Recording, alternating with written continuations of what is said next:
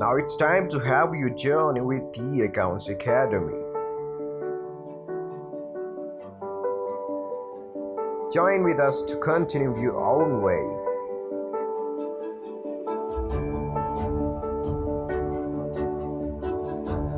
Move your finger to below link.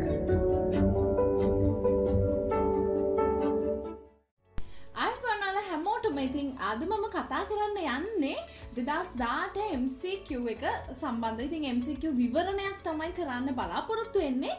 ඒත් එක්කම කියන්න ඕනේ ඔයා තාමත් e-accounts academy එකත් එක්ක join වෙලා නැත්නම් ඉතින් මේ තියෙන අනිවාර්යයෙන් ඉතින් පරක්කු නොවී අදම e-accounts academy එකත් එක්ක join වෙන්න. ඉතින් ඔයාලා හැමෝටම මම ආරාධනා කරනවා. ඉතින් 2020 මෙවර උසස් පෙළ සිදු කරන සියලුම දරුවන්ට අපි online මාධ්‍ය හරහා classes කරනවා. ඉතින් ඒ වගේම තමයි අපි academy institution එක තියෙනවා. ඔයාට ඒ වෙතත් එන්න පුළුවන්. ඉතින් ඒ සඳහා සහභාගී වෙන්න කැමති දරුවන් අපි පල්ලෙහා description box එකේ online registration form එක දාලා තියෙනවා. ඉතින් ඒ link එක හරහා registration form එකට ගිහිල්ලා ඔයාට පුළුවන් ඒ සඳහා ලියාපදිංචි වෙන්න. ඒ වගේම තමයි කිව යුතු අනිත් කාරණාව තමයි 2021 සහ 22 කියන දරුවන්ටත් අපි ක්ලාසස් මේ වෙනකොට ආරම්භ කරලා තියෙනවා. සියලුම දරුවන් අපිත් එක්ක join වෙන්න කැමති හැම දරුවෙක්ටම මම ආරාධනා කරනවා එන්න අපිත් එක්ක එකතු වෙලා ඔයා ඒකක් යන ගමන් මාර්ගයේ ඔයා එකක් ගන්න ඕන තැනට අපි යමු. ඔයාලව මම එක්කගෙන යනවා. ඉතින් මේ වෙනකොටත් ළමයි බොහොමයක් රාශියක් අපිත් එක්ක එකතු වෙලා ඉන්නවා. ඉතින් තවත් පරක්කු නැතුව අපේ එක join වෙලා අලුත් විදිහේ දේවල් කරන්න එකතු වෙන්න. ඉතින් අපි හැමෝම කරනවා වගේ දේවල් නෙමෙයි නිර්මාණාත්මක ප්‍රශ්න ඔස්සේ මෙවර විභාගයට මුහුණ දෙන්නේ කොහොමද කියන එක පිළිබඳව ලොකු අධ්‍යයනයක් ඔයගලන්ට ලබා දෙනවා. ඉතින් පරක්කු නැතුව අදම join වෙන්න කියලා. ඉතින් අපි ඉක්මනටම යමු අපේ presentation එක නැත්නම් වීඩියෝ එක ආරම්භ කරන්න.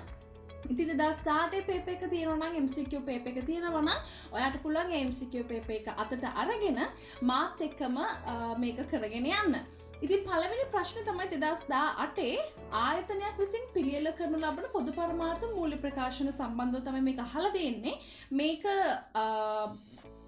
අදාළ වෙන්නේ සංකල්පනාත්මක රාමුව කියන පාඩමට.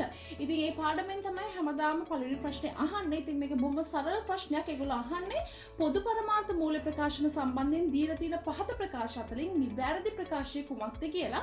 ඉතින් පළවෙනි එක කියනවා මෙම ප්‍රකාශන ප්‍රධාන වශයෙන් ආයතනයක අතීත මූල්‍ය තොරතුරු සපයන. ඔව්. ඔයගොල්ලෝ දන්නවා මූල්‍ය ප්‍රකාශන වර්ග කට්ටල දෙකක් තියෙනවා. පොදු පරමාර්ථ සහ විශේෂිත පරමාර්ථ. පොදු පරමාර්ථ මූල්‍ය ප්‍රකාශන ගොඩක් දුරට එක බේස් වෙන්නේ අතීත මූල්‍ය තොරතුරු මත. නමුත් විශේෂිත පරමාර්ථ තොරතුරු වල අතීත තොරතුරු ගන්න නැතුවමත් නෙමෙයි ඒ මත අනාගත තොරතුරු සහ වර්තමාන තොරතුරු සැපීමක් සිදු කරනවා. ඉතින් පොදු පරමාර්ථ මූල්‍ය ප්‍රකාශන වල නම් තියෙන්නේ අතීත මූල්‍ය තොරතුරු පමණයි.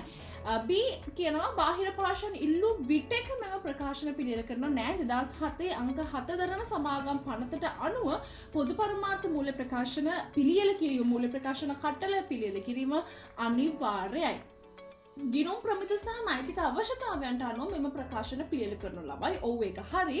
එතකොට නිවැරදි පිළිතුර වෙන්නේ A හා C පමණයි. right? එතකොට පිළිතුර අංක 3 තමයි පිළිතුර වෙන්නේ. ඊට පස්සේ 2 3 සහ 4 කියන ප්‍රශ්න සඳහා මේ දීලා තියෙන ඒගොල්ලන්ගේ දීලා තියෙන එක පහත තොරතුරු භාවිතා කරන්න කියලා කියනවා. ඉතින් මේක බේස් වෙන්නේ ගිණුම් කරන සමීකරණ ණයගති පාලන සහ ණය හිමි පාලන සම්බන්ධව. අපි කරගෙන යමු. මුලින්ම මේගොල්ලෝ කියනවා 2018 3යි එක මේ ගාන හදනකොට අපි කල්පනාකාරී විය යුතු කීපයක්ම තියෙනවා. එකක් තමයි දිනය සම්බන්ධව 18 සහ 18 දෙකෙන් දින සම්බන්ධව පොඩි කල්පනාකාරී වීමක් සිදු කරන්න ඕනේ. කල්පනාවෙන් හදාගෙන යන්න ඕනේ. මොකද පළවෙනි ගාන ඉල්ලලා තියෙන 2018 3.31 දිනට නිහාල්ගේ ව්‍යාපාරී හිත ගනුදෙනු වල ශුද්ධ බලපෑම් නිරූපණය කරන සමීකරණය කියලා. එතකොට ඒගොල්ලෝ අහන්නේ 18 3.31ට. හැබැයි ඕගොල්ලෝ මේක හරියටම ඒ තොරතුරු ටික හරියටම අධ්‍යයනය කරොත් ඕගලන්ට පේනවා මාර්තු මාසයේ සහ අප්‍රේල් මාසයේ කියන ගනුදෙනු කවලමේ දීලා තියෙනවා. අප්‍රේල් මාසයට අදාළ එක ගනුදෙනුවක් තියෙනවා. එතකොට අපි ගන්න ඕනේ නිවැරදි ගනුදෙනුව. කියන්නේ 3.31 දිනට අදාළ ගනුදෙනුව තමයි අපි ගන්න ඕනේ. එතකොට ඒගොල්ලෝ දීලා තියෙනවා ගනුදෙනු වර්ග මම හිතන්නේ 5ක් දීලා තියෙනවා.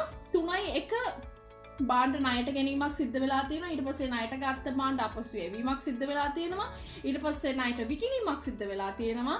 විකුණුම් කොමිස් ගෙවලා තියෙනවා 4.2 අප්‍රේල් මාසයේ මුල උපසන්නට ගෙවන්න ඕන සම්පූර්ණ මුදල පියවීමක් සිද්ධ කරලා තියෙනවා.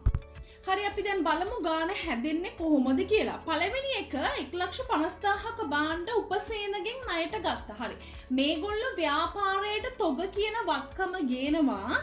අනිත් පැත්තෙන් මේක ගන්නේ මේගොල්ලෝ ණයට. එතකොට මේකේ දිත්ව සටහන බැලුවොත් ගැනුම් හර ඒ කියන්නේ වත්කම් වැඩි වෙනවා. තොගය කියලා කියන්නේ ව්‍යාපාරේ වත්කමක්. එතකොට වත්කම් වැඩි වෙනවා. ඒ වත්කම් වල පිරිවැය 1,50,000යි. එහෙනම් වත්කම් පැත්ත 1.5කින් වැඩි වෙනවා. අනිත් පැත්තෙන් මේක ණයක්. ණයට තමයි ගන්න. එහෙනම් ණය හිමියන් තවදුරටත් වැඩි වෙනවා 1,50,000කින්. ඒ කියන්නේ වගකීම් කියන ප්‍රමාණය 1.5කින් ඉහළ යාමක් සිද්ධ වෙනවා. ඊළඟ ගනුදෙනුව තමයි 30,000ක බාණ්ඩ උපසේනට ආපසු යවලා තියෙන. ඒ කියන්නේ මේගොල්ලෝ ණයට අරගත්ත බාණ්ඩ කොට්ටාශයක් 1,50,000ක පිරිවැය වෙච්ච බාණ්ඩ මේගොල්ලෝ ව්‍යාපාරය තුලට ගෙනාවත් යම් යම් හේතුන් මත ඒ කියන්නේ සමහර කලාවට ඒ බාණ්ඩ ඒ කියන්නේ ඒගොල්ලන් බලාපොරොත්තු වෙන තත්ත්වේ නොමැතිවීම මෙන්න මෙවැනි කරුණු හේතු කොටගෙන මේ තොගේ මේගොල්ලෝ නැවත හරවා යවනවා.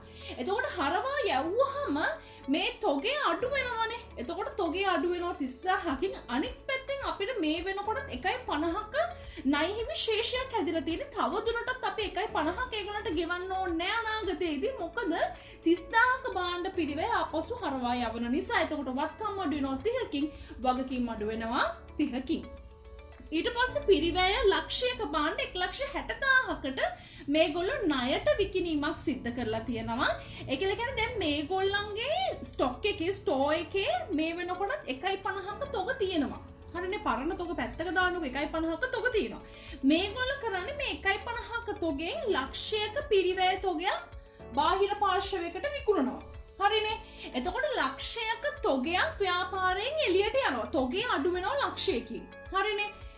ඊට පස්සේ මෙයා මේක විකුණන්නේ මුදලට නෙමෙයි ණයට විකිණීමක් සිද්ධ කරන්නේ. ණයට විකුණනකොට ණය ගැතියා කියන පුද්ගලයෙක් හැදෙනවා. හරිනේ.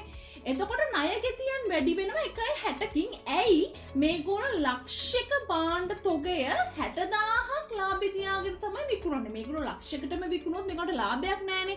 එතකොට පාඩුවක් සිද්ධ වෙනවා. ඒක වැඩක් නැහැනේ. ඒක නිසා මේගොල්ලෝ ලක්ෂයක තොග විකුණන්නේ 60,000ක් ලාභේ තියාගෙන. ඒතර 1.60කින් තවත් වත්කම් ඉහළ යනවා. ඒ කියන්නේ ණය ගැතියක ඇති වෙන. ඒතර 1.60කින් වත්කම් නැවත ඉහළ යනවා. මොකද ණය ගැතිය කියලා කියන්නේ ව්‍යාපාරයේ වත්කමක් නිසා.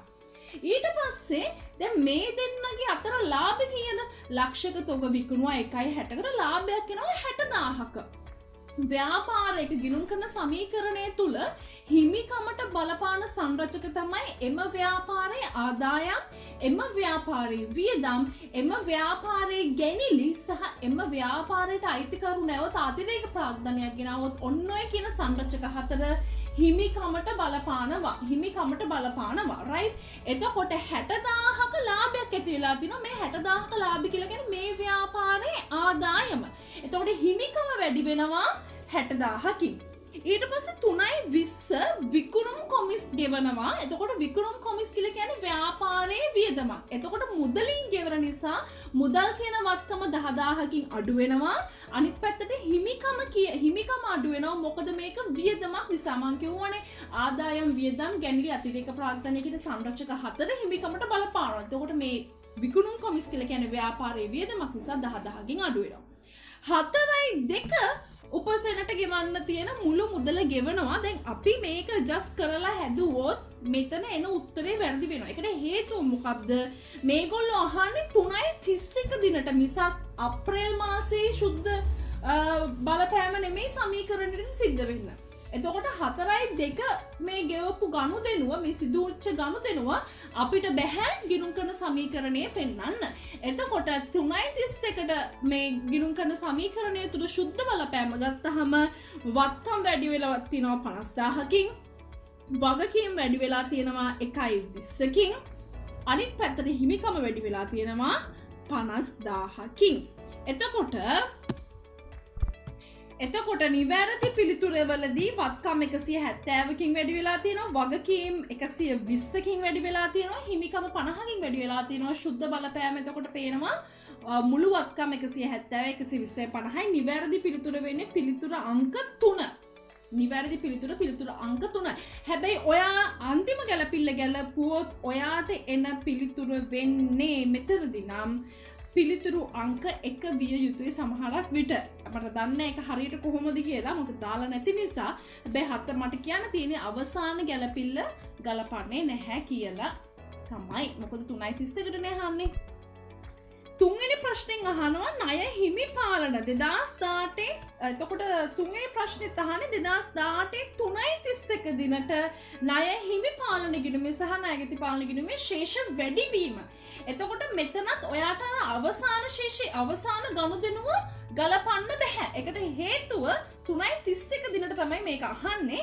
එතකොට ණය හිමි පාලන ගිණුමේ සහ ණයගැති පාලන ගිණුමේ ශේෂ වැඩිවීම ගන්න වෙනවා. අවසාන සහ ආරම්භක ශේෂ නැති නිසා මේ ගනුදෙනු වල ඉම්පැක්ට් එක විතරයි අපිට ගන්න වෙන්නේ. එතකොට ණය හිමි පාලන ගිණුම 1.20කින් වැඩි වෙලා තියෙනවා. මොකද තොගයක් ණයට ගත්තා ආපසු යවුවා. ඒකේ බලපෑම ශුද්ධ බලපෑම 1.20යි. අපි ණයට විකිණීමක් සිද්ධ කරලා තියෙනවා. ඒක 160යි. මොකද ලක්ෂික භාණ්ඩ විකුණු 1,60,000කට. ඒතර ණයගැති පාලන ගිණුම 1,60,000කින් වැඩි වෙනවා පිළිතුරු අංක 4. තුන්වෙනි එකේ අහන්නේ උපසේන සමග සිදු වූ ගනුදෙනු ඒවා සිදු වූ අනුපිළිවෙලට නිහාල්ගේ පොත්වල බලපානවා නම් කොහොමද ඒවට අවශ්‍ය මූලික ලියවිලි කියලා කියන්නේ මෙතන අහන්නේ මූලාශ්‍ර ලේඛන මූලාශ්‍ර ලියවිලි. එතකොට දැන් උපසේන මෙතන අපිට දිනයක් දීලා නැහැ. ඒ කියන්නේ 18 වෙනකන් ගන්න අප්‍රේල් මාසේවත් ගන්න එහෙම දීලා නැහැ. එයා කියන්නේ සමස්තයක් වශයෙන් ගත් කල උපසේනත් එක්ක සිදුවෙච්ච ගනුදෙනු. ඒතර අපි උපසේනත් එක්ක වෙච්ච ගනුදෙනු තෝරලා බේරලා ගන්න ඕනේ. ඒතර මම 15ට දාලා තින උපසේනත් එක්ක වෙච්ච ගනුදෙනු මොනවාද කියලා. පළවෙනි ගනුදෙනුව දෙවෙනි ගනුදෙනුව සහ හතරවෙනි ගනුදෙනුව කියන පස්වෙනි ගනුදෙනුව කියන තුනම උපසේනත් එක්ක තමයි වෙලා තියෙන්නේ. එතකොට මේවට අදාළ මූලික ලියවිල්ල භාණ්ඩ ගැනුම් නම් ගැනුම් වලට අදාළ මූලික ලියවිල්ල තමයි ගැනුම් ඉන්වොයිසිය. ආපසු යැවුම් වලට අදාළ භාණ්ඩ අරගෙන තියෙනවා ආපසු යවලා තියෙනවා. ආපසු යැවුම් වලට අදාළ මූලික ලියවිල්ල වෙන්නේ හරපත. මුදලින් ගෙවුවා නම් ඒකේ මූලික ලියවිල්ල වෙන්නේ ගෙවීම් වවුචරය. එතකොට නිවැරදි පිළිතුර වෙන්නේ ඉන්වොයිසිය හරපත සහ ගෙවීම් වවුචරය කියන මෙන්න මේ තුනම ඉන්න එක අංක 2. අංක 2 තමයි පිළිතුර වෙන්නේ. පහකි අහන්නේ පොදු ලෙජරය සම්බන්ධව නිවැරදි පිළිතුර මොකක්ද කියලා කියනවා. අපි බලමු ඒගොල්ලෝ ප්‍රකාශ 4ක් දීලා තිනවා. මේ 4න් මොකක්ද නිවැරදි පිළිතුර වෙන්නේ කියලා. ආයතනයක ගනුදෙනු ප්‍රථමයෙන් පොදු ලෙජරේ සටහන් කරනවලු නැහැ. ආයතනයක ගනුදෙනු අපි මූලාශ්‍ර ලියවිලි උපයෝගී කරගෙන මූලාශ්‍ර පොත්වල මූලික පොත්වල තමයි අපි මුලින්ම සටහන් කරන්නේ. පොදු ලෙජරේ සටහන් කරන්නේ නැහැ. එතකොට ඒ කියන පිළිතුර ගන්න වෙන්නේ නැහැ. එතකොට ඒ කියන පිළිතුර තියෙන ඔක්කොම පිළිතුරු ටික කපලා දාන්න ඕනේ. 1 5 3 කියන තුනම අපිට ඉවත් කරන්න පුළුවන්. මොකද ඒ කියන එක වැරදි. හරිනේ. ආයතනයක් විසින් දිත සටහන් ක්‍රමයේ මත පදනම්ව ගිණුම් සමූහයේ පොදු ලෙජරේ තියෙනවා. කියන්නේ පොදු ලෙජරේ යන්නේ දිත සටහන් ක්‍රමයේ මත පදනම් කරගෙනලු. ඒක හරි. පොදු ලෙජරේ අපි දානවා දිත සටහන. හරි. එතකොට B හරි. B තියෙන පිළිතුරු එතකොට අපි 1 5 3 කැපුවට පස්සේ B තියෙන පිළිතුරු වලින් ඉතුරු වෙන්නේ 4 සහ 2. දෙකේම B තියෙනවා. C දෙකේම තියෙනවා. ඒ කියන්නේ C කියන එක අනිවාර්යෙන් හරි. 2 සහ 4 කියන පිළිතුරු ගත්තොත් C කියන එක දෙකේම තියෙන. ඒතර අපිට ඒක ආයි කියවන්න ඕනේ නැහැ. ඉතින් C පිළිතුරු දෙකේම තියෙනවා. අපිට බලන්න වෙන්නේ D කියන කෙනා හරිද වැරදිද කියලා විතරයි. ගිණුම් කාලච්ඡේදයේ අවසානයේදී ආයතනයක පොදු ලෙජරේ සියලුම ගිණුම් සඳහා පියවීමේ සටහන් තියෙනවලු. එහෙම තියන්නේ නැහැ. සියලුම සටහන් සඳහා පියවීමේ සටහන් පවත්වාගෙන යන්නේ නැහැ. එතකොට නිවැරදි පිළිතුර වෙන්නේ B හා C පමණයි කියන එක පිළිතුරු අංක 2. ප්‍රශ්නාංක 6 මූල්‍ය වර්ෂයක් තුලදී ව්‍යාපාරයක් විසින් උපයන ලද ලාභය නිරූපණය කරන සමීකරණය. අපි දන්නවා ඔයා පළවෙනි පාඩම් ගිණුම් කරන සමීකරණ සම්බන්ධ පාඩම් ගැන ඔයාට අවබෝධයක් තියෙනවා නම් අපි ලාභය හොයන්න භාවිතා කරන සමීකරණයක් තියෙනවා. මොකක්ද මේ සමීකරණය? වර්ෂයේ අවසාන හිමිකමෙන් වර්ෂයේ මුල හිමිකම අඩු කරලා ඒකට ව්‍යාපාරිකයා විසින් යෙදූ අතිරේක ප්‍රාග්ධනයත් අඩු කරලා ගැනිලි ප්‍රමාණය එකතු කරා නම් අපි කිව්වා එතනදී ලාභය එනවා. කියන්නේ මූල්‍ය වර්ෂය තුලදී ඒ ව්‍යාපාරි විසින් උපයන ලද ලාභය එනවා කියලා. එතකොට ඕකේ සමීකරණය වෙන්නේ අග හිමිකම ඍණ මුල හිමිකම ඍණ අතිරේක ප්‍රාග්ධනයේ ධන ගැනිලි. දැන් මේගොල්ලෝ මේක ඔය පිළිවෙලටම දීලා නැහැ. අපිට පිළිවෙල හොයාගෙන යන්න වෙනවා. දැන් බලමු පළවෙනි එක. අග හිමිකමට එකතු කරනවා ගැනිලි, එකතු කරනවා නව ප්‍රාග්ධනය හඳුන්වා දීම. දැන් අපේ සමීකරණයට අනුව නම් නිවැරදි සමීකරණයට අනුව නම් නව ප්‍රාග්ධන හඳුන්වා දීම අඩු වෙන්න ඕනේ. හැබැයි මේක එකතු වෙලා තියෙනවා නම් එක කපලා දාන්න වෙනවා. අපි දෙක පොඩ්ඩක් පැත්තකින් තියමු. දැන් ඔයගොල්ලෝ ඔල්රෙඩි දන්නා පිළිතුරු අංක 2 කියලා. මම මේක පිළිතුර හොයාගෙන යන විදිහ තමයි කියන්නේ ක්‍රමය. තුන්වෙනි පිළිතුර අග හිමිකම ඍණ ගැනිලි කියලා තිබ්බොත් ඒක වැරදි. අග හිමිකමට අපි ගැනිලි ප්‍රමාණය එකතු කරන්න ඕනේ. කියන්නේ එතකොට 3 4 කියන දෙකම වැරදි. එහෙනම් 1 වැරදි, 3 වැරදි, 4 වැරදි. 2 සහ 5 අතර තමයි පිළිතුරු දෙක දෝලණය වෙන්නේ. එතකොට පස්වෙනි එකේ කියන්නේ නව ප්‍රාග්ධන එකතු වෙන්න ඕනේ කියලා නෑ. නව ප්‍රාග්ධනය අඩු වෙන්න ඕනේ. එහෙනම් නිවැරදි පිළිතුර වෙන්නේ පිළිතුරු අංක 2. අග හිමිකම එකතු කිරීම ගැනිලි ඍණ නව ප්‍රාග්ධනය සහ මුල හිමිකම. හරි. එතකොට දැන් මට කියන්න තියෙන්නේ ඒ වගේ සාමාන්‍යයෙන් ඒ වගේ ප්‍රශ්නයක් ඇහුවාම ඔයා දන්න සමීකරණය ලියා ගන්න. පොඩක් පැත්තකින් ලියාගෙන ඔයා ඒකට අනුව ඇඩ්ජස්ට් කර බලන්න. රයිට්. අංක 7 ගිණුම් කරන සංකල්පයෙන් සම්බන්ධ තමයි අහලා තියෙන්නේ. මූල ප්‍රකාශන තුල හිමිකම වෙනම මූලිකාංගයක් ලෙස හඳුන්වා දීම සඳහා බලපාන සංකල්පයේ ඒකක සංකල්පය කියලා කියනවා. එතකොට ඒකක සංකල්පය ඒක අපිට ගන්න පුළුවන්. හිමිකම අපි ඒකක සංකල්පයෙන් කියලා කියන්නේ ව්‍යාපාරිකයා සහ අයිතිකරුවා අතර වෙනම සම්බන්ධතාවය, අන්‍යෝන්‍ය සම්බන්ධතාවයක් නෙමෙයි. මේ ව්‍යාපාරිකයාට අයිතිකරුගෙන් වෙන්වෙච්ච සම්බන්ධතාවයක් තමයි තියෙන්නේ. ව්‍යාපාරයට අයිතිකරුවාගෙන් වෙන් වූ සම්බන්ධතාවයක්. මේ දෙන්නේ කියලා තමයි අපි හඳුන්වන්නේ ගිණුම් කරණය තුල. එතකොට හිමිකම අපි වෙනම පෙන්වන්න ඕනේ. ඒ කතාව හරි. මූල ප්‍රකාශන වත්කම් සහ වගකීම් ජංගම සහ ජංගම නොවන ලෙස වර්ගීකරණයට පදනම් වෙන්නේ අඛණ්ඩ පැවැත්ම කියලා කියනවා. ඌ ඒකත් හරි. LKS 1 තුලදී ඕක දක්වනවා. LKS 1 ප්‍රමිතිය පිළිබඳ පරිණතයක් නම් මේ පිළිතුරු සපයන්න ඉතාමත් පහසුයි. වත්කම් සහ වගකීම් ජංගම සහ ජංගම නොවන ලෙස වර්ගීකරණය කරන්න බලපාන සංකල්පය තමයි අඛණ්ඩ පැවැත්ම සංකල්පය.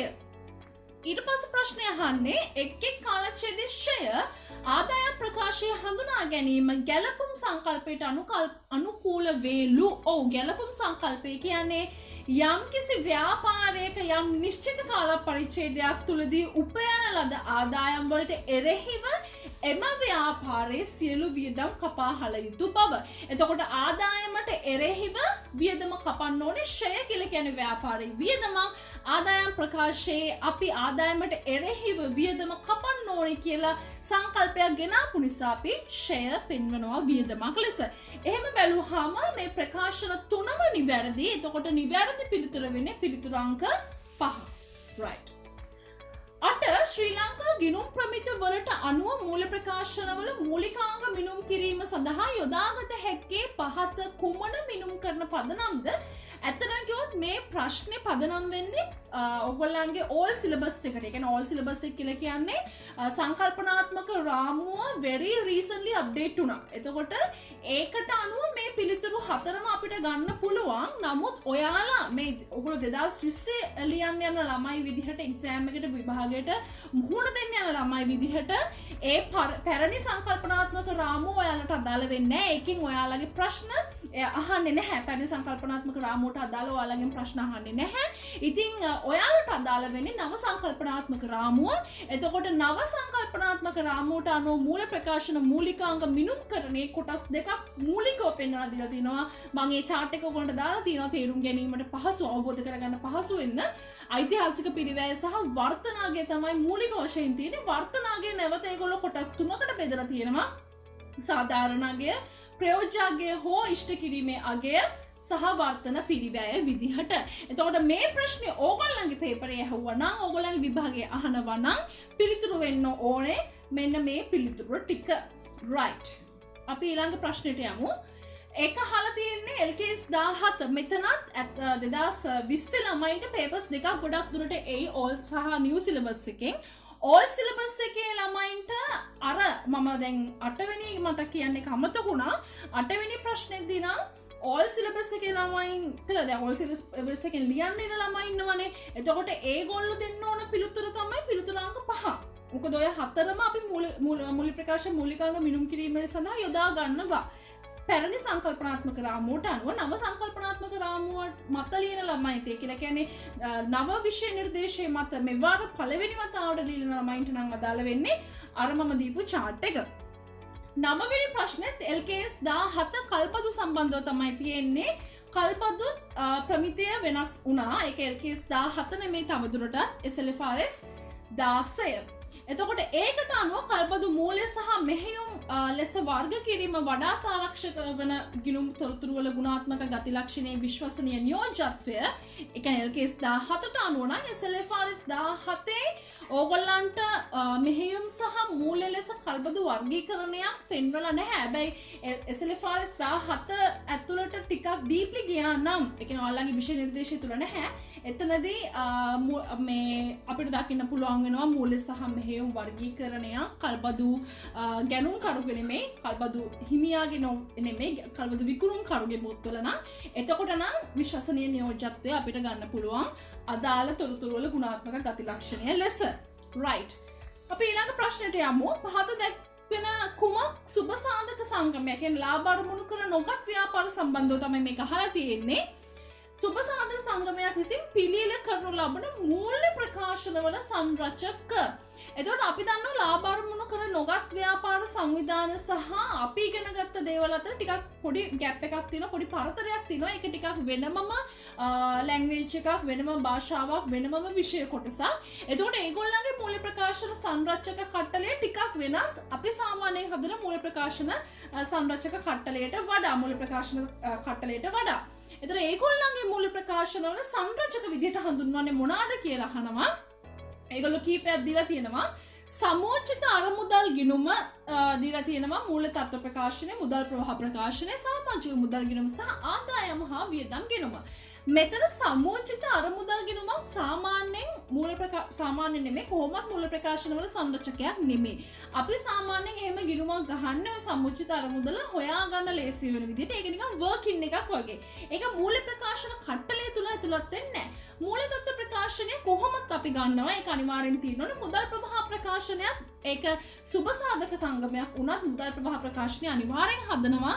ඒ වගේම තමයි සමාජික මුදල් ගිණුමත් පෙර වැඩක්. ඇත්තටම ඒක අපි ලබා දෙන්නේ නැහැ. සමාජික මුදල් ගිණුමක් මූල්‍ය ප්‍රකාශන කට්ටලයක් තුල ඇතුළත් කරන්නේ නැහැ. එතනදී අපි සමාජික මුදල් ගිණුම ගොඩක් වෙලාට භාවිතා කරන්නේ එක්ක මුදලින් ලැබුච්ච කොටස, එක්ක කලින් ගෙවපු කොටස, එක්ක ඉදිරියට ඒ කියන්නේ අපිට හිඟ හිටි සමාජික මුදල් නොය වගේ දේවල් හොයා ගැනීම සඳහා තමයි සමාජික මුදල් ගිණුමක් අපි පාවිච්චි කරන්නේ. ඒ ඇරෙන්න ඒක මූල්‍ය ප්‍රකාශන කට්ටලයක් දකින්න හම්බ වෙන්නේ නැහැ.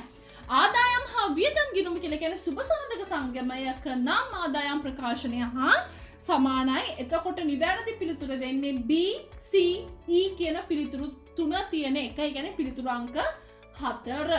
අර සමෝචිත අරමුදල සහ සමාජික මුදල් ගිණුම කියලා කියන්නේ පෙර වැඩවලට හා සමානව අපි ගහන ගිණුම් දෙකක්. ඒක අපි මූල්‍ය ප්‍රකාශන කට්ටලය ඇතුළත දක්වන්නේ නැත. 11-12 ඇවිල්ලා ණයගැති පාලන තුලින් තමයි අහලා තියෙන්නේ. 11-12 ප්‍රශ්න වලට පිළිතුරු සපයන්න මේ දීලා තියෙන තොරතුරු භාවිතා කරන්න කියලා කියනවා. අපි බලමු මොකද්ද මේගොල්ලෝ අහන්නේ කියලා.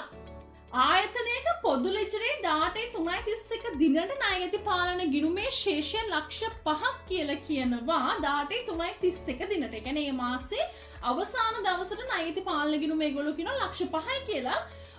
කෙසේ වුවද මෙම ශේෂය එදිනට ලෙජරෙන් උපුටාගත්ත ශේෂවල එකතුවට සමාන වුණේ නැහැලු. මෙතනදී මට කියන්න තියෙන්නේ යම්කිසි කාල පරිච්ඡේදයක් අවසානයේදී හදන ණයගැති පාලන ගිණුමේ ශේෂය සහ ණයගැති ලෙජර ශේෂවල එකතුව එකිනෙකට සමාන විය යුතුමයි. ඒ කියන්නේ ණයගැති පාලන ගිණුමේ අවසාන ශේෂයක් ණයගැති ලෙජර ශේෂ එකතුව. ලෙජර ශේෂ කියලා කියන්නේ ණයගැති ලෙජරේ විවිධාකාර ණයගැතියන් ඉන්න පුළුවන්. සුනිමල්, නිමල්, සමාන්, අනම්මනන් කියලා එන ගොඩක් ඉන්න පුළුවන්.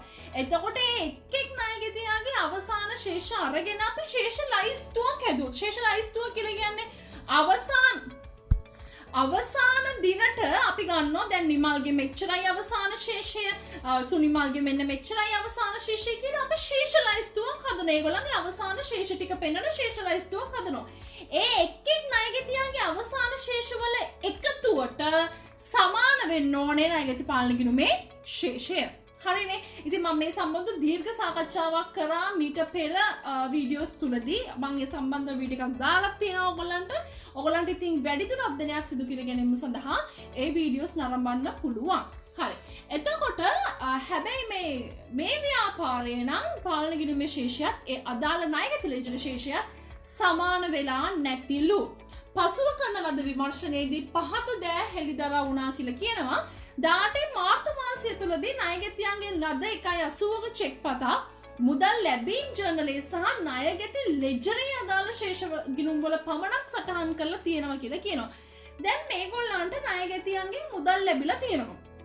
මේක මේගොල්ලෝ මුදල් ලැබීම් ජර්නලේ හර කරලා තියෙනවා. ඒ වගේම තමයි මේ අදාළ ණයගැතියන්ගේ ලෙජර් වලත්, ඒ කියන්නේ තනි ලෙජර් වලත් මේ මුදල් ලැබීම මේගොල්ලෝ සටහන් කරලා තියෙනවා.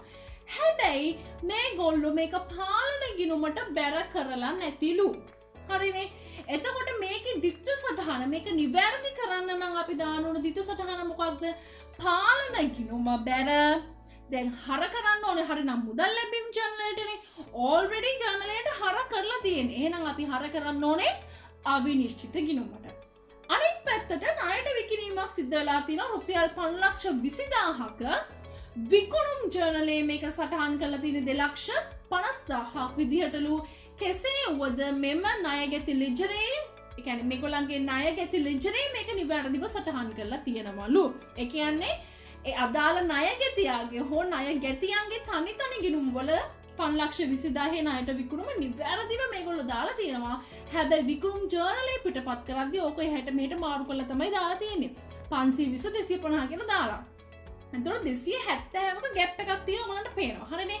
දැන් විකුණුම් ජර්නලයේ ඕක සටහන් කරලා කියන්නේ අනිවාර්යෙන් ණයගැති පාලන ගිණුමේ වැරදිම තමයි. ඇයි අපි විකුණුම් ජර්නලයේ ඔක්කොම දානවනේ ඉලක්කම් දාලා අන්තිමට මොකක්ද අපි කියන්නේ ණයගැති විකුණුම් ගිණුමට බැර කරා. විකුණුම් ගිණුමට බැර කරනවත් එක්කම අපි කොහෙටද හර කරන්නේ? ණයගැති පාලන ගිණුමට ඕක හර කරනවා. ඒතකොට විකුණුම් ජර්නලයේ අර සම්පූර්ණ එකතුව තමයි අපි විකුණුම් කියලා ණයගැති පාලන ගිණුම පෙන්වන්නේ. හරිනේ. ඒ වගේම තමයි විකුණුම් වලත් පෙන්වන්නේ විකුණුම් තනි ගිණුම තුලත් පෙන්වන්නේ ඒ ප්‍රමාණයම තමයි. එහෙනම් දැන් මොකද වෙලා තියෙන්නේ? ණයට විකුණුම්. ඒ කියන්නේ විකුණුම් ගිණුමේ ශේෂිත වැරදි. ඒ කියන්නේ මේ ව්‍යාපාරේ විකුණුම් කියලා අරගෙන තියෙන ශේෂිත වැරදි. පාලන ගිණුමේ ශේෂිත වැරදි. හරිනේ. එතකොට ඕකට දාලා ඕක නිවැරදි කරන්න නම් අපි දාන ඕන ditth සටහන මොකක්ද? ණයගැති පාලන හර විකුණුම් බැර 2,70,000කි. අනිත් පැත්තට බොල් ණය කපා හරලා තියෙනවා 50,000ක පොදු ලෙජරේ මේක නිවැරදිව සටහන් කරලා තියෙනවලු. පොදු ලෙජරේ සටහන් කරලා තියෙනවා කියන්නේ නිවැරදිව මොකද්ද මේකේ තේරුම? ඒ කියන්නේ පාලන ගිණුමෙත් හරියට දාලා තියෙනවා, බොල් ණය ගිණුමෙත් ඔක හරියටම දාලා තියෙනවා. හැබැයි ණයගැති ලෙජරේ අදාළ ණයගැති ගිණුම සටහන් කරලා නැහැලු. දැන් අපි තනි ගිණුමුත් අරගෙන යනවනේ එක ණයගැතියාට. ඔය අදාළ ණයගැතියාගේ ගිණුමට ඔක බැර කරලා නැතිලු. ඉතින් ඕක බලපාන්නේ මොකටද? ඕක බලපාන්නේ ණයගැති ලෙජරේට. පාලන ගිණුමට නෙමෙයි. දැන් මේ ගනුදෙනු හතරේ ඔයා හරියටම තෝරා බේරා ගන්න ඕනේ පාලන ගිණුමට මොන ගනුදෙනුද බලපාන්නේ, මොන ගනුදෙනුද ණයගැති ලෙජර් ශේෂ වලට බලපාන්නේ කියලා. හරිනේ. එතකොට 1 සහ 2 දැනට අපි කතා කරපු ගනුදෙනු අතරින් 1 සහ 2 පාලන ගිණුම් වලට බලපානවා, 3 ලෙජරේට බලපානවා. අනිත් පැත්තට ණයගැති ලෙජරෙන් ශේෂ පුටවා ගැනීම 80,000ක ශේෂයක් මගේ හැදලා තියෙනවලු. දැන් අර ශේෂ ලයිස්තුවක් හදනවනේ. අපි සාමාන්‍යයෙන් කරන්නේ එහෙමනේ.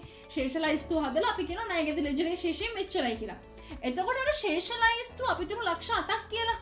8,00,000 ගේනකොට ඔක 80,000ක් ඕක ඇතුළේ තියෙන 80,000ක ශේෂයක් මගේ හැරිලා. අපි තුමුගේ ඒ කියන්නේ එක ණයගැතියගේ ශේෂයක් සම්පූර්ණයෙන්ම මගේ හැරිලා. ඒක දාලා නේ ඒගොල්ලන්ට අමතක වෙලා දාන ණයගැති ලෙජරේට. හරිනේ. ඒතර ඒකත් බලපාන්නේ ලෙජරේට විතරයි, පාලන ගිණුමට බලපාන්නේ නැත. හරි. දැන් කියනවා ඉහත වැරදි නිවැරදි කිරීමට පෙර ණයගැති ලෙජරෙන් උපුටා ගන්නා ලද ණයගැති ලෙජර ශේෂවල එකතුව වන්නේ මොකක්ද කියලා අහනවා. 12 වෙනි ප්‍රශ්نين අහනවා ණයගැති පාලන ගිණුමේ නිවැරදි ශේෂය. දැන් ඔය 11 වෙනි ප්‍රශ්නේ අදාළ වෙන්නේ ණයගැති ශේෂ සැසඳීමේ ප්‍රකාශනය. අන්න එතන. මම ඔය ශේෂ සැසඳීමේ ප්‍රකාශනය සම්බන්ධව කතා කරා වීඩියෝ එකකදී. එතනදී මම කිව්වා අය ශේෂ සැසඳීමේ ප්‍රකාශනය ගාන මත ඩිපෙන්ඩ් වෙනවා. අහන ගාන මත ඩිපෙන්ඩ් වෙනවා කියලා. දැන් මේගොල්ලෝ අහන්නේ අපෙන් මොකද්ද? ණයගැති ලෙජර් ශේෂවල අර වැරදි නිවැරදි කරන්න කලින්. ඒ කියන්නේ මේගොල්ලෝ අහන්න ඔය වක්‍රාකාරව මොකද්ද? ණයගැති ලෙජරේ වැරදි ශේෂය. දැන් ඔය ණයගැති ලෙජරේ වැරදි ශේෂය හොයන්න නම් අපිට මොකද්ද තියෙන්න ඕනේ? ණයගැති ලෙජරේ නිවැරදි ශේෂය. දැන් මේගොල්ලෝ අපිට ණයගැති ලෙජරේක නිවැරදි ශේෂයක් දීලා නැහැ.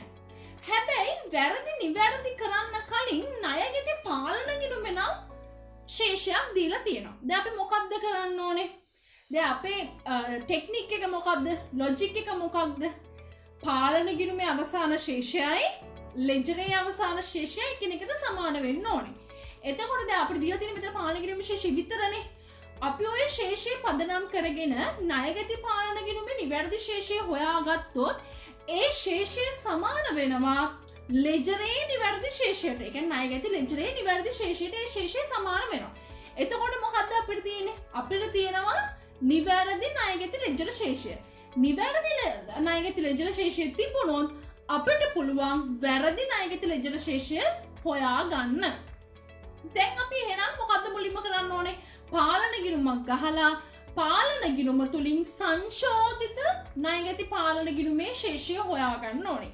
ඒ ශේෂය හොයාගෙන අපි ශේෂ සැසඳීමේ ප්‍රකාශයක් හොයලා එතනින් හොයාගන්න ඕනේ වැරදි ශේෂය මොකක්ද කියලා. හරි. අපි යමු ගාන හදන්න. right. ඔන්න මම ණයගැති පාලන ගිණුමක් ඕගොල්ලන්ට පේනවා ඇඳලා තියෙනවා. ඒකේ ශේෂය ලක්ෂ 5යි.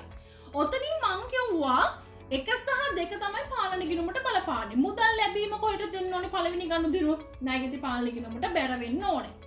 ඊට පස්සේ විකුණුම් 270 මං කිව්වා ණයගැති පාලන ගිණුමට හර වෙන්න ඕනේ. එතකොට නිවැරදි ශේෂය එනවා 560ක් කියලා.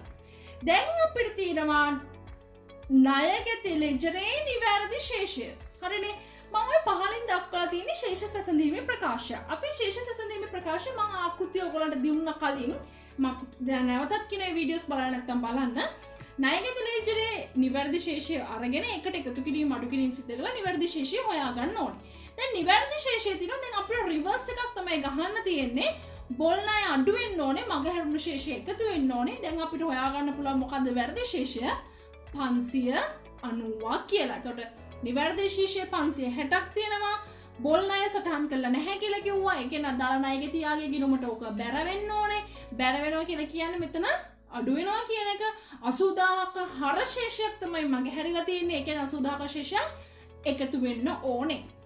වැරදි ශේෂය එහෙනම් 590යි. නිවැරදි පිළිතුර වෙන්නේ 11ට අංක 4. 12ට නිවැරදි පිළිතුර වෙන්නේ අංක 4. ඔව්. 12ට අංක 4, 11ට අංක 3. සමා වෙන්න 11ට නිවැරදි පිළිතුර අංක 3, 12ට නිවැරදි පිළිතුර අංක 4. right. 13 හරි. දැන් මෙතන අහන්නේ මුළු ආදායම සහ මුළු වියදම 18/3/31 දිනෙන් අවසන් වර්ෂය සඳහා සිල්ලර වෙළඳ ව්‍යාපාරික ආදායම් ප්‍රකාශනය දීලා තියෙනවලු. ඒ ආදායම් ප්‍රකාශනයට අනුව අපිට එම ව්‍යාපාරයේ මුළු ආදායම සහ මුළු වියදම කියන එක හඳුනා ගන්න ඕනෙලු. මේකට බලපාන්නේ LKS 1 කියන ප්‍රමිතය. right. එතකොට මුළු ආදායම තුල සංරචක දෙකක් තියෙනවා. අපි යමු ස්ලයිඩ් එකට. මේ ස්ලයිඩ් එකේ ඔයගොල්ලන්ට පේනවා මුළු ආදායම කොටස් දෙකයි. මොකද කොටස් දෙක? අයභාරය සහ ලාභය. කියන්නේ මුළු ආදායම කොටස් දෙකකට වර්ගීකරණය වෙනවා. අයභාරය සහ ලාභය. ඒතර ආදායම හැදෙන්නේ කොහොමද? මුළු ආදායම අයභාරය සහ ලාභ වල එකතුවේ. මුළු වියදම ඒ වගේම වර්ගීකරණය වෙනවා මෙහෙයුම් වැය සහ අලාභ කියලා. ඒතර මෙහෙයුම් වැය සහ අලාභ කියන ඔක්කොම එකතු වුණොත් තමයි මුළු වියදම කියන කෙනා හැදෙන්නේ. දැන් අපි මොකක්ද හොයාගන්න ඕනේ? අපි හරියට තෝරලා බේරලා අයභාරයත් ලාභයත් හඳුනාගත යුතුයි.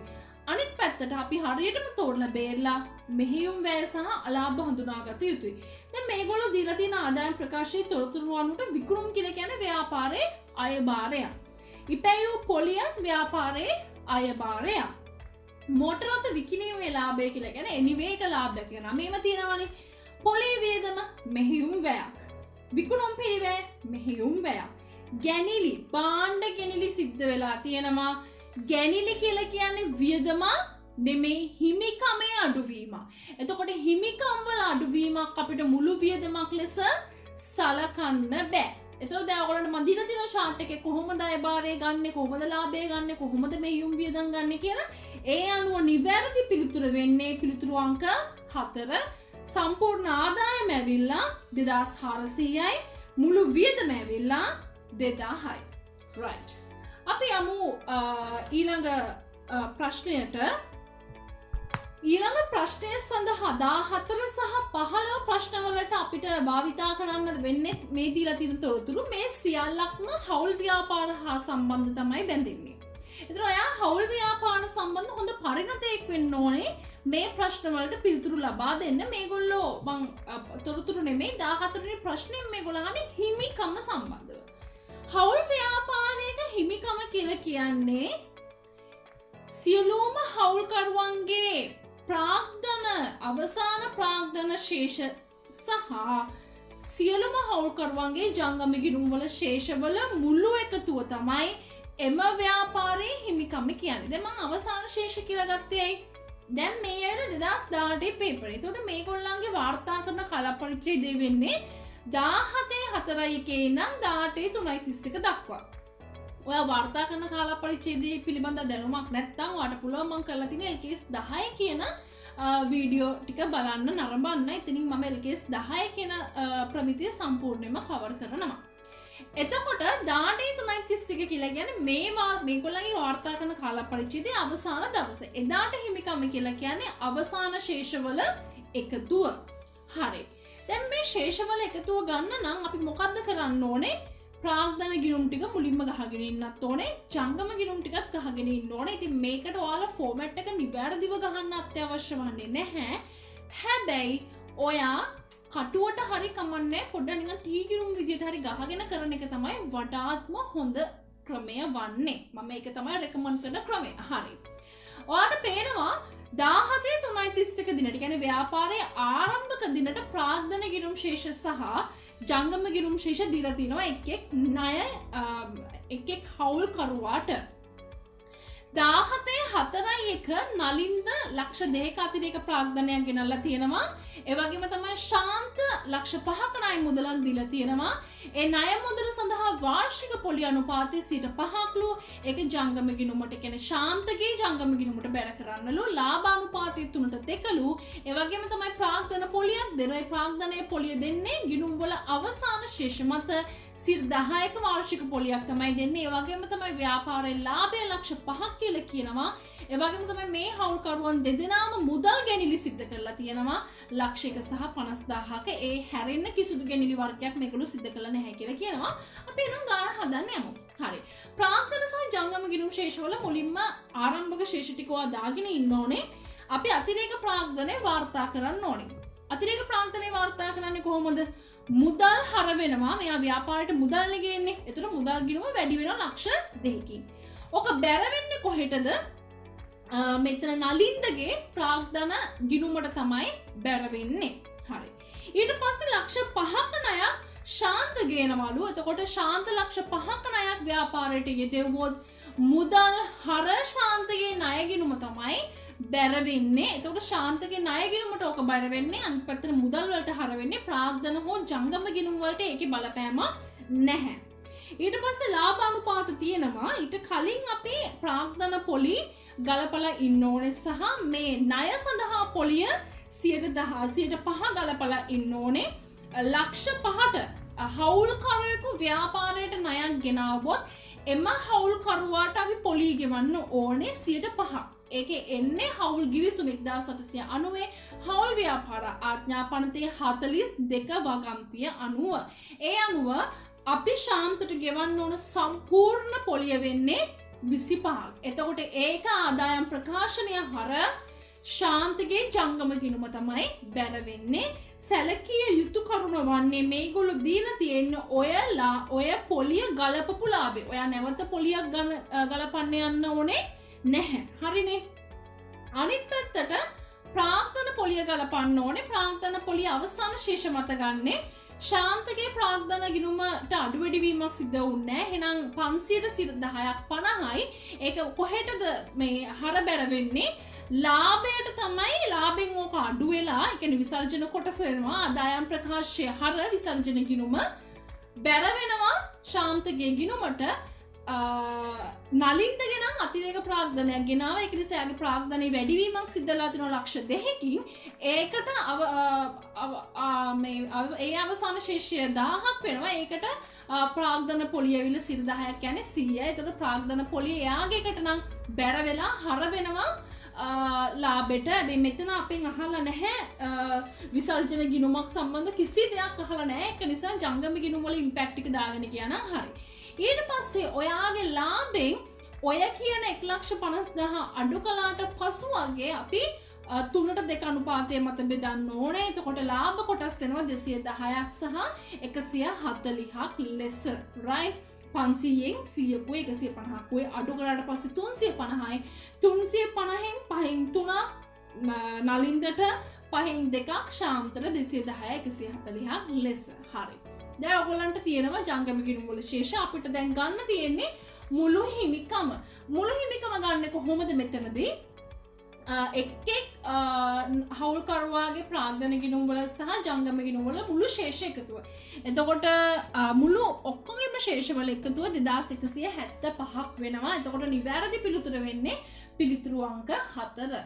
ඊට පස්සේ අපෙන් අහනවා ශාන්තගේ ජංගම ගිණුමේ ශේෂය සහ වර්ෂය තුල ලද ශුද්ධ මුදල් අහනවා. ශුද්ධ මුදල් අහනවා කියලා කියන්නේ මෙතනදී අපි මුදල් ගිණුමක් ටී ගිණුමක් පොඩ්ඩක් ගහගෙන යන්න ඕනේ. මුදල් වලට වෙන බලපෑම් ටික බලන්න. හරිනේ. එතකොට මං කිව්වා අතිරේක ප්‍රාග්ධන එනකොට මුදල් වැඩි වෙනවා. ණය ගෙනාවා. එතකොට මුදල් වැඩි වෙනවා. අනිත් එක තමයි මේගොල්ලෝ ගැනිලි කරලා තියනවා. හරිනේ. එතකොට ගැනිලි කරාම ඕක මොකද්ද වෙන්නේ? අදාළ ජංගම ගිණුම හර වෙලා මුදල් ගිණුම තමයි බැර වෙන්නේ. එතකොට 550ක් වෙනවා ශුද්ධ මුදල් අඩු වැඩි වීම. හරිනේ. ශුද්ධ මුදල් වැඩි වෙලා තියෙනවා 550කින්. එතකොට නිවැරදි පිළිතුරු දෝලණය වෙන්නේ 3 4 සහ 5 කියන අතරතුර. අනිත් එක තමයි අහන්නේ ශාන්තගේ ජංගම ගිණුමේ ශේෂය. අපි මේ වෙනකොට හොයලා තියෙන්නේ 265. නිවැරදි පිළිතුරු වෙන්නේ පිළිතුරු අංක 3. right. මම හිතන්නේ 2018 පේපරේ ගොඩක් ලේසි. ඇත්තටම ලේසි. මොකද මේ වෙනකම් කරපු ප්‍රශ්නවල ලොකු අමාරු ගැටලු මම දැක්කේ නැහැ. 2019ට වඩා සාපේක්ෂව ගොඩක් ලේසි ප්‍රශ්න පත්‍රයක් විදිහට තමයි මම 2018 පේපර් එක දකින්නේ. right. 16 වෙනි ප්‍රශ්නේ අහලා තියෙන්නේ එකතු කළ අගය මත බදු නැත්නම් වැට් සඳහා ලියාපදිංචි වූ සමාගමක් මිලදීගත් යන්ත්‍රයකට අදාළ තොරතුරු තමයි දීලා තියෙන්නේ. මෙතනදී අපි සැලකිය යුතු කරුණු වන්නේ මෙයා වැට් සඳහා ලියාපදිංචි නම් ඒ වැට් කොටස, ඒ කියන්නේ වැට් පෝෂන් එක එක් ගනුදෙනු වල තියෙන වැට් කොටස පෝෂන් එක අපි වෙනමම අයින් කරන්න ඕනේ. වැට් සඳහා ලියාපදිංචි කියලා කියන්නේ වැට් සඳහා මේගොල්ලෝ ගිණුම් තබනවා කියන එක. එතකොට යන්ත්‍රය මේගොල්ලෝ ආනයනය කරලා තියෙන්නේ ඒක ඇතුලේ තියෙනවලු 115ක වැට්. එතකොට ඔය යන්ත්‍ර ආනයනය සම්බන්ධ දිත්ව සටහන මම කිව්වොත් මෙන්න මෙහෙමයි ඔකේ දිත්ව සටහන එන්නේ. මුදල් බැර වෙනවා 575. මේගොල්ලෝ මුදලින් නම් ඕක ගෙවලා තියෙන්නේ. ඒතර මුදල් බැර 575. දැන් ඔක හර වෙන්න ඕනේ. සාමාන්‍යයෙන් අපි කොහොමද හර කරන්නේ? යන්ත්‍ර ගිණුම හර මුදල් බැරනේ. ඒතර 575යි 575යි එන්නේ. වැට් නැත්තම්. හැබැයි දැන් මේක ඇතුලේ වැට් තියනවලුනේ. ඒතර වැට් කෑල්ල ගලවලා ගන්න ඕනේ. ඒතර මුදල් 575 ඔල්රෙඩි බැර වෙනවා. ඒක ප්‍රශ්නයක් නෑ. යන්ත්‍ර ගිණුමට හර වෙන්නේ වැට් නැති කොටස. අපි යන්ත්‍ර ගිණුමට හර කරන්න ඕනේ වැට් නැති කොටස. වැට් කොටස වැට් ගිණුමට වැට් පාලන ගිණුමට තමයි හර වෙන්නේ. මං කියපු එක තේරුණාද මන්දා? දැන් 575ක් මුළු ගැනුම් මිල. ඒක ඇතුලේ තියෙනවලු 15ක වැට්. එතකොට 15 වැට් කෑල්ල හොයන්න කොහොමද? දැන් 100ක් වටින භාණ්ඩයක් 100 රුපියල් 15ක වැට් එකක් ගහලා විකුණුවොත් කීයද? 115යි. හරිනේ. 115 සමාන වෙන්නේ මේක නම් 575ට. දැන් අපි හොයන්න ඕනේ CA කොටස. ඒ කියන්නේ මේක කොච්චරද? මේක නැත්තම් වැට් කොටස තමයි හොයන්න වෙන්නේ. එතකොට දැන් මේ ඇවිල්ලා 115ක කොටසක් නේ. එතකොට 575 115න් බෙදලා 15න් වැඩි කරොත් අපිට හොයන්න පුළුවන් වැට් එක කොච්චරද කියලා. වැට් එක එනවා 75. හරිනේ. එතකොට මුදල් බැර 575යි වැට් පාලන ගිණුම හර 75යි. දැන් අපි හොයාගත්ත වැට්. එතකොට ඉතුරු 500. ඒ කියන්නේ 575න් 75ක් අඩු වුණාට පස්සේ 500 යන්ත්‍ර ගිණුමට තමයි හර කරන්නේ පිරිවැය ලෙස. හරිනේ. හරි. ඊට පස්සේ අනිත් කාරණාව තමයි අපි සැලකිය යුතුයි. අපි සමහරක් ඒවා තියෙනවා අපි ඒ අදාළ ඒ කියන්නේ LKS 16ට අනුව යන්ත්‍රයේ පිරිවැය ගණනය කරද්දී අපි ඒකට ගලපන පිරිවැය තියෙනවා නොගලපන පිරිවැය තියෙනවා. LKS 16 මේ වෙනකොටත් ඔයා දන්නේ නැත්නම් ඔයාට පුළුවන් මම LKS 16 සම්බන්ධ කරලා තියෙන වීඩියෝ මාලාව බලන්න. වීඩියෝස් ගොඩාක් තියෙනවා. ඉතින් ඔයාට පුළුවන් ඒක බලන්න. හරිනේ. එතකොට ඒ යන්ත්‍රයේ පිරිවැය ගණනය කරද්දී අදාළ නොවන පිරිවැය අපි හඳුනා ගන්න ඕනේ. right. දැන් මේකේ නම් අදාළ නොවන පිරිවැයට අපි බලමු මොනවද තියෙන්නේ කියලා. 4.15 යන්ත්‍ර ප්‍රවාහන ගාස්තු තියෙනවා. ඒක ගන්න වෙනවා. බැඩබිම සකස් කිරීම නිසා සමි කිරීම ගාස්තුව ඒකත් LKS 16ට අනුව ගන්න වෙනවා. මූලික පරීක්ෂණ ධාවනයේ තහවුරු කිරීම සඳහා දරපු වියදම ඒකත් අපිට ගන්න වෙනවා.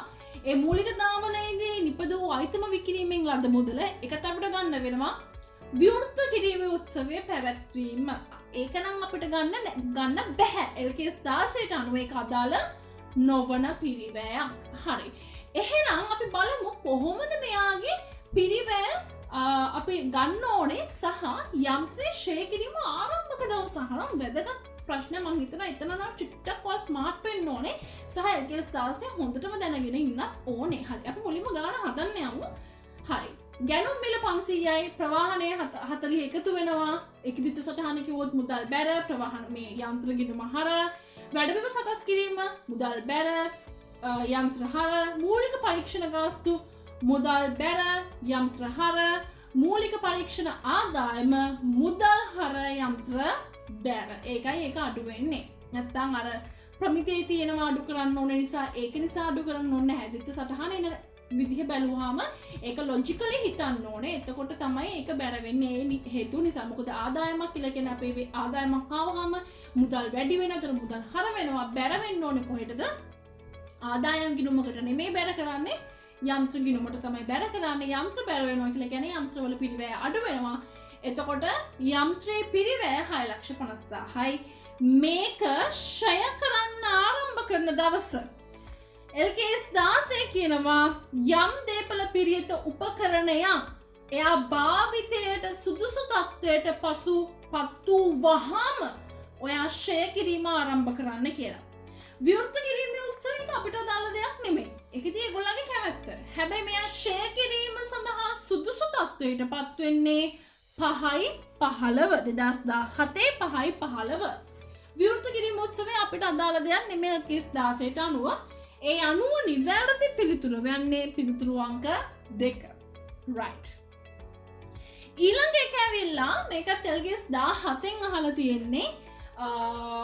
හැබැයි මේක දැන් ඕල් සිලබස් එකෙන් ලියන ළමයෙක්ට නම් මෙතනදී නිවැරදි පිළිතුර වෙන්නේ පිළිතුරු අංක 3. මම මුලින් මේක කියලා ඉන්නම්. දැන් ඕල් සිලබස් එක කියන්නේ LKS 17ට අනුව ලියන ළමයෙක් නම් දැන් මේගොල්ලෝ අරගෙන තියෙනවා මූල කල්බද්දක් මත මෝටර රථයක්. මෝටර රථේ සාධාරණ අගය කීයද? 5400. ඔකේ දිත්ත සටහන වෙන්නේ කොහොමද? කල්බදු ණය හිමියා බැර මෝටර රථය හර කල්බදු රථය හර. හරිනේ. ඊට පස්සේ මූලික ගෙවීමක් කරලා තියෙනවා 1400ක.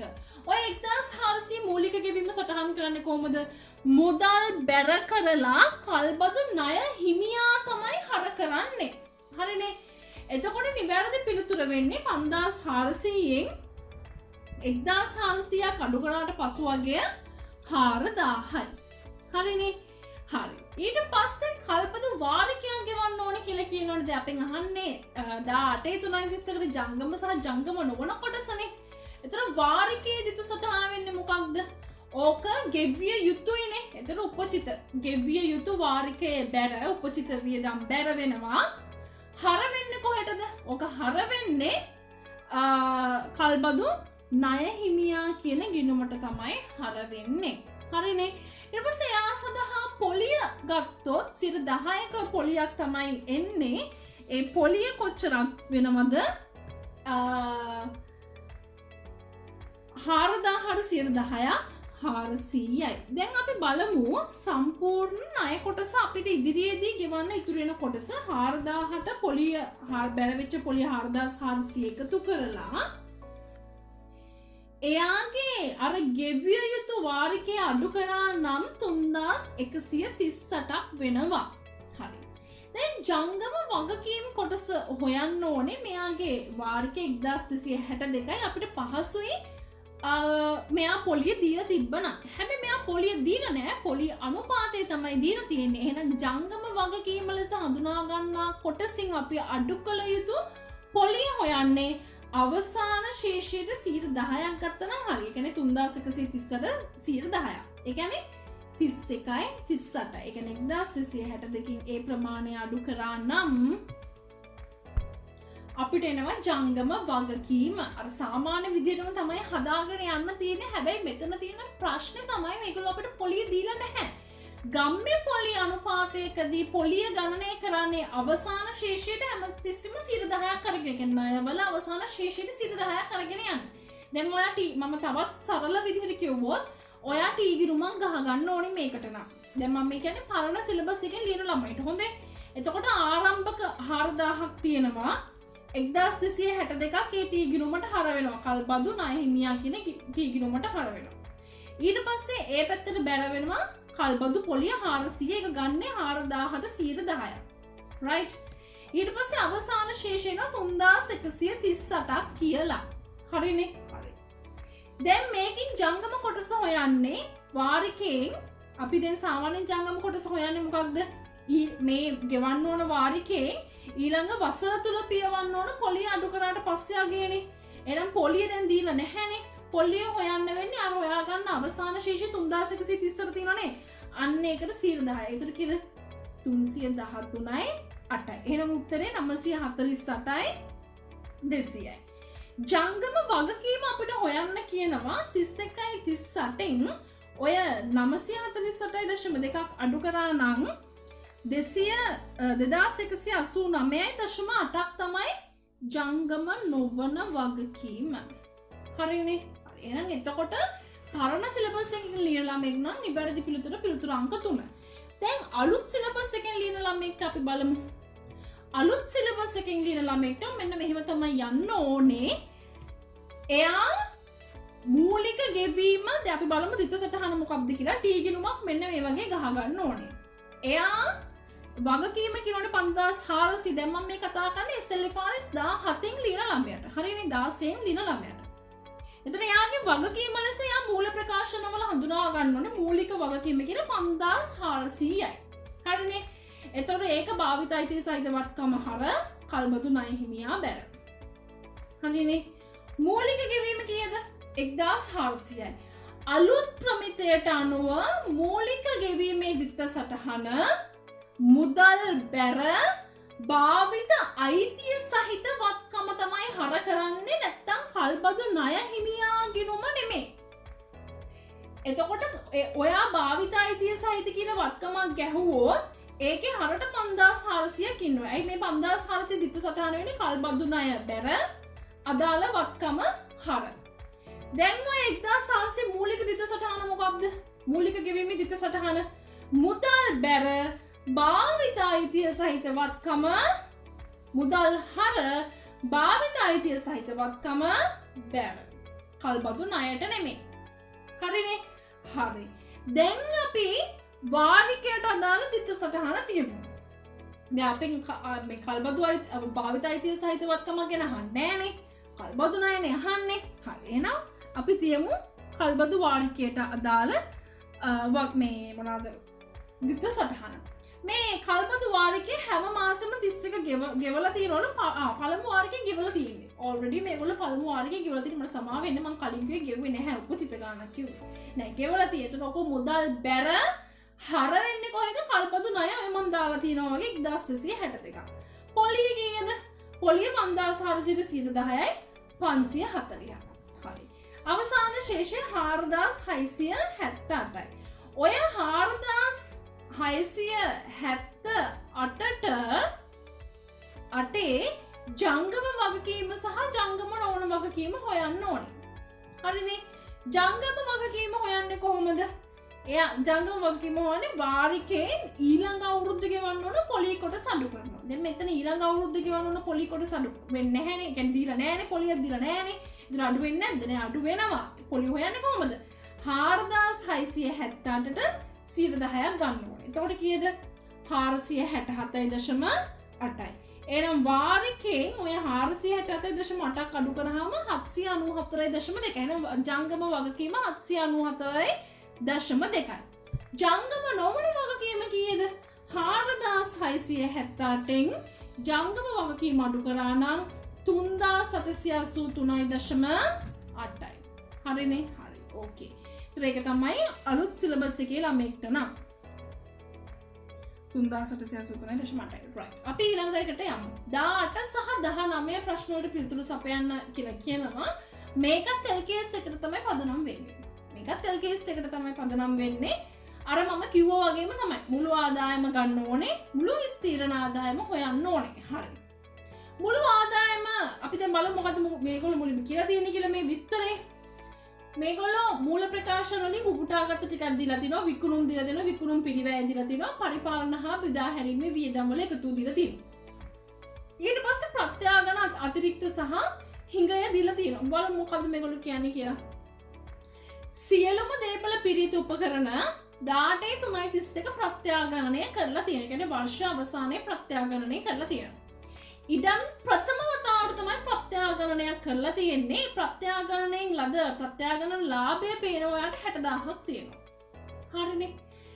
යන්ත්‍ර සහ කාර්යාල උපකරණ දෙවන වරට ප්‍රත්‍යාගණනය කරලා තමයි තියෙන්නේ. මොකද ඒගොල්ලෝ කියනවා 16.331 ප්‍රථම වතාවට මේගොල්ලෝ ප්‍රත්‍යාගණනය කරලා යන්ත්‍ර වලින් නම් ප්‍රත්‍යාගණන හිඟයක් ඇවිල්ලා තියෙනවා 30000ක. කාර්යාල උපකරණ නම් ප්‍රත්‍යාගණන ලාභයක් ඇවිල්ලා තියෙනවා 40000ක. මෙවර අපිට ඇවිල්ලා තියෙනවා යන්ත්‍ර ප්‍රත්‍යාගණන. කියන්නේ දෙවන වරට ප්‍රත්‍යාගණනෙන් නම් යන්ත්‍ර ලාභයක් ඇවිල්ලා තියෙනවා. කාර්යාල උපකරණ නම් අලාභයක් ඇවිල්ලා තියෙනවා 75ක. හරි. අපි දැන් බලමු කතාව කොයි වගේද යන්නේ කියලා. අපිට කියන්නේ මුළු ආදායම හොයන්න කියලා. දැන් මුළු ආදායමේ ඉන්න සංරචක කියන්න විකුණුම් ඉන්න ඕනේ, සමාන අයබාරේ ඉන්න ඕනේ, ලාභ ඉන්න ඕනේ. හරිනේ. ලාභ කිව්වහම මුළු ලාභ. ඒ ලාභ වලට අලාභ හිලව් කරලා එහෙමනම් නෙමෙයි. සම්පූර්ණ ලාභ කොටස. දැන් මේ ව්‍යාපාරයේ අයබාරයට ගන්න පුළුවන් විකුණුම්. හරි. ලක්ෂ 8ක් කියනවා. ලාභ වලට ඉඩම් ප්‍රත්‍යාගණන ලාභය එනවනේ. ඒක එනවා. දැන් ඔයාට තියෙන ප්‍රශ්නේ තමයි යන්ත්‍රවල අපි ලාභේ ගන්නකොට දෙවන වරට ප්‍රත්‍යාගණනේ යන්ත්‍ර ලාභයක් නැගලා තින්නේ ලක්ෂෙද ගන්නෙ නැත්නම් අර ගිය අවුරුද්දේ හිඟේ හිලව් කරපු ගානද ගන්න කියන එක. මුළු ආදායම හොයද්දී හිලව් කරලා ගන්න එපා. කෙලින්ම ලාභේ ගන්න. එතකොට ලාභය කියන ලක්ෂයයි. එහෙනම් මුළු ආදායම කොච්චරයිද? 960යි. 9,60,000. එහෙනම් පිළිතුරාංක 3 සහ 4 අතර තමයි දෝලණය වෙන්නේ. මුළු විස්තීර්ණ ආදායම හොයන්න ඔයා ආදායම් ප්‍රකාශය වගේම ආකෘතියක් අහගෙන අර ඔයා විකුණුම් වලින් විකුණුම් පිරිවැය අඩු කරලා බෙදා හැරීමේ පිරිවැය අඩු කරලා ප්‍රත්‍යාගණන සංචිතා ලාභ ගලපලා එහෙම යන්න ඕනේ. හරි. විකුණුම් කීයද? ලක්ෂ 8යි. විකුණුම් පිරිවැය දැන් ඔයා ඕක විකුණුම් ලක්ෂ එහෙම ලියන්න නෑ. දැන් මනෝමෙන් පොඩ්ඩක් කරගෙන යමු. හොඳේ. පිරිවැටපු ලක්ෂ 3යි. විකුණුම් පිරිවැය පිරිවැටපු ලක්ෂ 8යි. ඒකෙන් විකුණුම් පිරිවැය අඩු වෙන්න ඕනේ. එතකොට එනවා දල ලාභේ ලක්ෂ 5ක්. හරි. ඒකෙන් අඩු වෙන්න ඕනේ මොනවාද? පරිපාලන හා බෙදා හැරීමේ වියදම් අඩු වෙන්න ඕනේ. එතකොට කීයද? ඒක 80000ක් අඩු වෙන්න ඕනේ 4,20,000. අන්න දැන් අපි පොඩ්ඩක් ප්‍රත්‍යාගණනය ගාව පොඩ්ඩක් නවතින්න වෙනවා. ඉඩම් ප්‍රත්‍යාගණනයෙන් ලද ප්‍රත්‍යාගණන ලාභය අපි සටහන් කරන්නේ කොහොමද? ඔක සටහන් කරන්නේ අදාළ ඉඩම්වත්කම හර බැර වෙන්නේ ප්‍රත්‍යාගණන සංචිතයට. හැබැයි සමා වෙන්න. ආදායම් ප්‍රකාශයේ වෙනත් විස්තීර්ණ ආදායම් කියලා පොඩි කොටසක් තියෙනවනේ. ඒකේ අපි දානවා ඉඩම් ප්‍රත්‍යාගමන ලාභය 60000යි කියලා. ඔය වෙනත් විස්තීර්ණ ආදායම් කියලා කියන්නේ දැන් ඔයා කල්පනා කරලා බලන්න ඔයා සමාගම් හදනකොට ඔයා රඳවාගත් ඉපැයුම් වල පෙන්වන්නේ කාලච්ඡේදයේ ශුද්ධ ලාභය හෝ අලාභය. නැත්නම් මුළු විස්තීර්ණ ආදායම නෙමෙයි.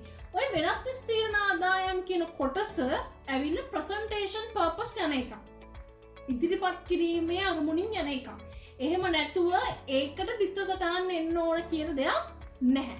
ඒක ප්‍රසන්ටේෂන් පර්පස් තමයි යන්නේ. එතනදී අපි පෙන්නනවා ප්‍රත්‍යාගණන වල වෙනස් වීම තමයි පෙන්වන්නේ. නිකන් නෝට් එකක් වගේ. අර ඔයගොල්ලෝ සටහන් ගහන්නේ සටහන් 1 2 ඒ වගේ සටහනක් තමයි ඔය ආදාය ප්‍රකාශයේ වෙනත් විස්තීර්ණ ආදායම් කියන කොටස. හරිනේ.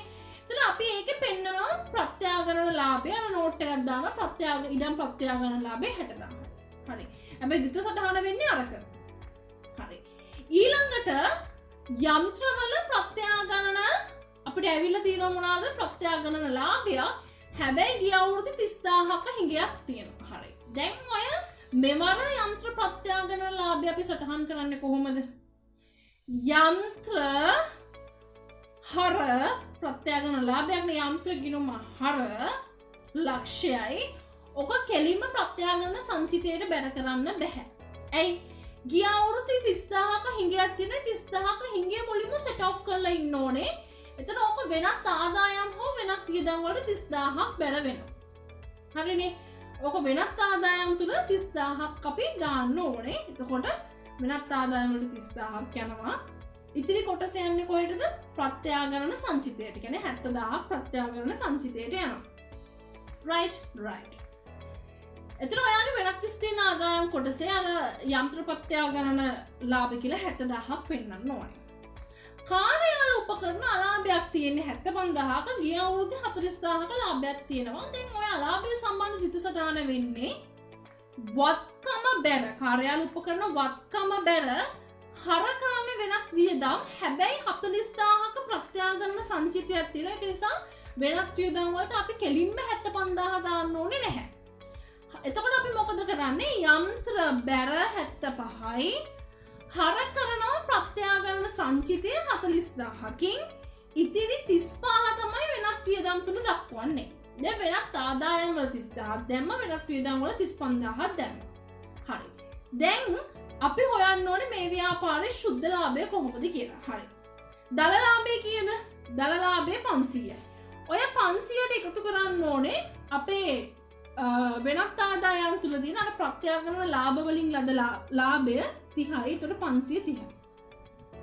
ඕකෙන් අඩු කරන්න ඕනේ පරිපාලන හා බෙදා හැරීමේ වියදම් 80000 උකුත් වෙනත් වියදම් තුල දක්වන අපි කාර්යාල උපකරණ ප්‍රත්‍යාගණන අලාභය. ඒතර ඒකේ ගාණ කීයද? 80යි 35යි 115යි. අපේ කාලච්ඡේදයේ ශුද්ධ ලාභය එනවා කොච්චරද? 415ක් කියලා. 415. දැන් මුළු විස්තීර්ණ ආදායම හොයන්න නම් වෙනත් විස්තීර්ණ ආදායම් තුල දක්වන ඒවා ටික දාන්න එපායිනේ. ඒ කියන්නේ ඉඩම් ප්‍රත්‍යාගණනයෙන් 60යි, යන්ත්‍ර ප්‍රත්‍යාගණනයෙන් 70යි, කාර්යාල උපකරණ ප්‍රත්‍යාගණන අලාභය 40යි. එතනින් ශුද්ධ බලපෑම වෙන්නේ 130යි. 40ක් අඩු කරාම 90යි. මුළු විස්තීර්ණ ආදායම 5,50,000යි. හරිනේ. එතකොට අපි බලමු 20 වෙනි ප්‍රශ්නෙට අහන්නේ මොකක්ද ඒගොල්ලෝ?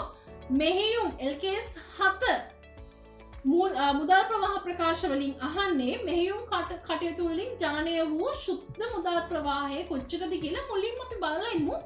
මෙහෙයුම් කටයුතු වලින් අපි හොයන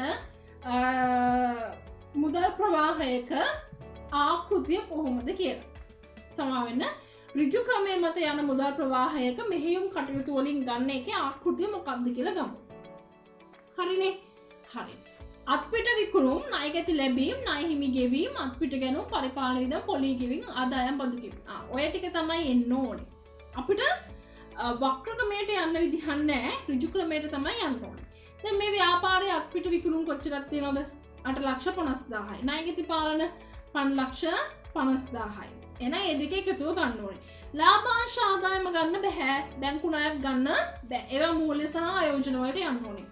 ණය හිමි පාලන ගෙවිය යුතු කුලී වියදම් බෙදා හැරීම පරිපාලන ඒවා මෙහෙයුම් වියදම් තුන දක්වන්නේ මෝටර රථ මිලට ගැනුම් ආයෝජන වලට යන්නේ ආදායම් බදු අපිට ගන්න පුළුවන් ඉතුරු එක ශේෂනේ ඒක අවශ්‍ය වන්නේ නැහැනේ එහෙනම් උත්තරේ වෙන්නේ උත්තරය අංක 1 එතකොට අත්පිට විකුණුම් සහ ණයගැති පාලන එකතු කර අගෙන් ණය හිමි පාලන ගෙවීම ගෙවිය යුතු කුලී ආදායම් බෙදා හැරීම පරිපාලන සහ ආදායම් බදු අඩු කළ යුතුයි එහෙනම් පිළිතුරු අංක 1 එහෙනම් අදට අපේ කතාව ඉවරයි MCQ විවරණය ඉවරයි විශේෂ දෙයක් කියන්න ඕනේ මං AAT වලට ළමයින්ට ප්‍රසන්ටේෂන්ස් පටන් ගන්න බලාපොරොත්තු ඉන්නවා. ඉතින් AAT කරන ළමයි මේක බලනවා නම් මං කැමතියි එයාලගේ අදහස් දක්වන්න මම මොකක්ද මුලින්ම කරන්න ඕන පාඩම කියලා හෝ නැත්නම් පාස් පේපරේ කියලා. right thank you very much මාත් එක්ක එකතු වුණාට ඊළඟ කොටස ඉතාමත් ඉක්මනින් දෙන්න බලාපොරොත්තුෙන් අදට මම සමුගන්නවා මේ වෙනකොට ඔයාලා මාව subscribe කරලා නැත්නම් අනිවාර්යෙන් subscribe කරන්න like කරන්න comment කරන්න ඒ වගේම තමයි share කරන්න අමතක කරන්න එපා thank you